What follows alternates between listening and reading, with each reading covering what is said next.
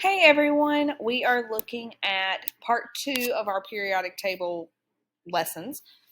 And by the end of this lesson, you should be able to infer physical properties like atomic radius, metallic and non-metallic characteristics of an element based on its position on the periodic table. And we did discuss a little bit of this back with part 1, so we're just going to go into more detail with it here.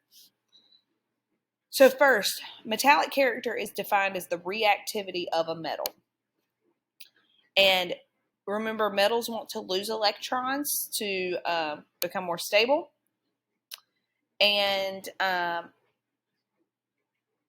all your metals are located on like left and middle of the periodic table. Metallic character is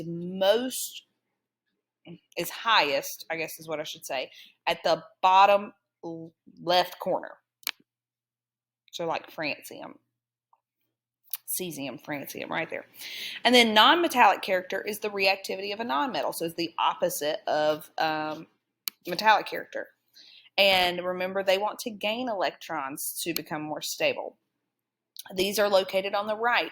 So the most non-metallic character element is going to be furthest right to the top. So it's opposite. So metallic character is left to the bottom. Non-metallic is right to the top, excluding noble gases, because remember, they do not react. So with that, you've got like fluorine. That's your most reactive nonmetal. And certain properties to know about when we're looking at these characteristics. The first one is shielding effect. So shielding effect is where your core electrons, so any inner electrons, block the nuclear attraction of the valence electrons. So I call this like clingy girlfriend, clingy boyfriend effect. If you've ever known someone or seen anyone that has a clingy significant other, they might keep them from hanging out with their friends. That's what the shielding effect does. The inner electrons, the ones that are closest to the nucleus, keep the nucleus from pulling in those outer shell electrons. And this is very important when you're changing shells. So when you're going down periods of the periodic table, you're adding shells on each time, which means you're increasing that shielding effect. And then the other one is called effective nuclear charge, which you may see me abbreviate as ENC. It's also called Coulombic attraction. And this states that the more protons in the nucleus on the same shell, so this is on the same period, the more protons that the nucleus has, the stronger the pull on the electrons will be. So that means that if you're on like period 2, okay, if you're on the left side of period 2, you have less protons, you'll be bigger on that side because you have less protons, so they can't pull the electrons in as much. But as you move across to the right, you have more protons. Those more protons are going to tuck those electrons in a little bit tighter, which means they're going to actually look smaller. And here is just a little example of what that looks like. So fluorine, remember, has the pull from the nucleus. It's going to tuck those electrons in tighter than lithium does. All right, so let's talk about atomic radius. I do want to tell you something like that goes with the next lesson on periodic trends. This is considered a trend on the periodic table because we can see how that changes based on location. So this is defined as half the distance between two nuclei of identical atoms. So when this was first studied, they took like a diatomic element, chlorine, which naturally comes as two chlorines partnered together. They measured the distance between each nuclei of chlorine, and then they split it in half. And they said, okay, the radius of one chlorine is half the distance between both of these nuclei because they're identical. What they did from there is they could say, okay, now in a compound of like NaCl, they could measure the distance between the two nuclei. They know how much chlorines is, and then whatever's left over would be the radius of sodium. So they use it to kind of calculate those radii that they can't get from identical compounds. So this is measured nucleus to outer shell. And as you go up a group, so from bottom to top, radius decreases. And that's because you lose shells as you go from bottom to top. So this is due to a decrease in shielding effect because you're losing shells. And it's also due to a decrease in metallic character. As you go across a period, so left to right, your radius will increase. No, that's a lot.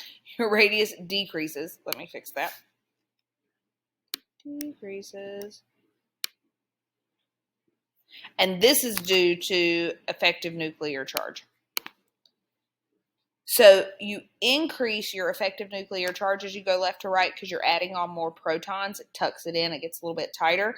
And you're also increasing your non-metallic character. Remember, nonmetals want to gain electrons, so they don't want to lose them. So they're going to hold on to them really tight. Hold them close to the nucleus. So as you go across, you will decrease.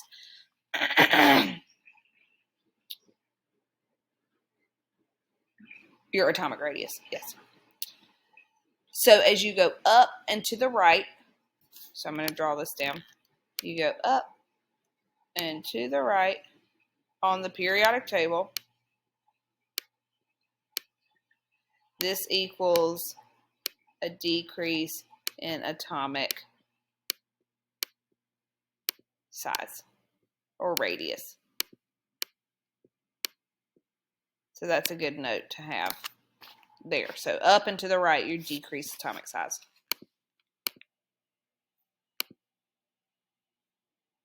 So use your up and over rule, which is what I refer to that as. So as you can see here, this shows all the elements in one group and how they get smaller as you go up from the bottom to the top. So now let's discuss this question and see if we can answer it. So which of the following has a bigger radius, aluminum or boron? So first you have to know where they're at on the periodic table, and then that will tell you the why. So when you find these on the periodic table, you'll see that boron and aluminum are in the same group, but aluminum is further down. Okay, since it's further down, you can follow the trend we just talked about. I don't know why it says camping. Comparing the location of the two electrons or the two elements. So aluminum has a bigger radius. I don't have the Y here. Here it is.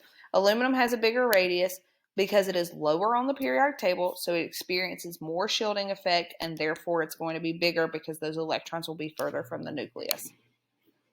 So you go ahead and try this one. Which one has a smaller radius, sodium or phosphorus, and why? So pause the video and try that one. So now let's talk a little bit about ionic radius. So this is different than atomic because now we've gained or lost electrons. So the size of the ion, we look at the size of the ion after gaining or losing those electrons.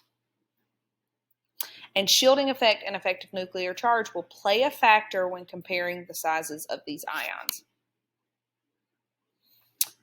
We also compare the size of the ion to the neutral atom that it came from. And I can say this, or I normally say this as like, even though we don't count electrons into the weight of the atom, I compare this to gaining or losing weight. So your cation loses electrons, and if you lose weight, you're smaller than you were originally, right? So if the cation loses electrons, it's going to be smaller than the atom that it was originally. And then your anion gains electrons, so that means it's going to be bigger than its neutral atom. And here just shows you like some measurements on those. All right, guys. So now that we've gone through this, you should be able to identify properties and characteristics of elements